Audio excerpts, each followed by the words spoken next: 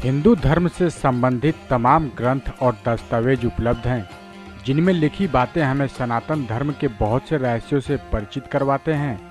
ये बात हम सभी जानते हैं कि हिंदू धर्म में त्रिदेव यानी ब्रह्मा, विष्णु, महेश का बहुत महत्व है। 33 करोड़ हिंदू देवी देवताओं में ज़्यादातर भगवान विष्णु के ही अवतार हैं, लेकिन पुराणों के अनुसार भगवान शिव ने भी 19 अवतार लिए थे, जिनमें से 18 की पूजा तो की जाती है, लेकिन एक अवतार ऐसा भी है जिसकी एक गलती की वजह से ना तो उन्हें सम्मान प्राप्त हुआ और ना ही उसकी पूजा अर्चना की जाती है। कौन है वो अवतार और ऐसी क्या गलती थी जिसकी वजह से उन्हें ये दंड प्राप्त हुआ?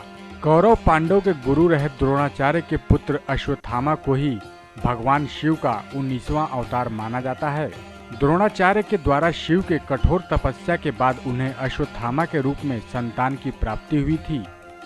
भगवान शिव, जिन्हें काल और रुद्र भी कहा जाता है, के अवतार के रूप में जन्म लेने की वजह से अश्वत्थामा एक महान, ताकतवर और बहुत ही गुस्सैल योद्धा था।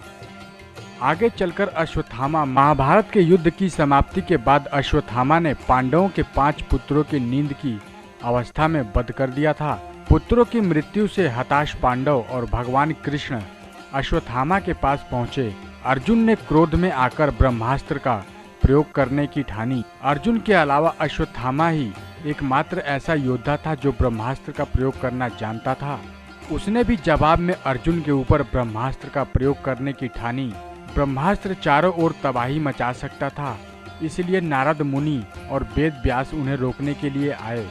अर्जुन ब्रह्मास्त्र के प्रयोग को फेरना अच्छी तरीके से जानते थे, लेकिन अश्वत्थामा के लिए ये संभव नहीं था। अश्वत्थामा ने ये ब्रह्मास्त्र अभिमन्यु की गर्भवती पत्नी उत्तरा की ओर चला दिया।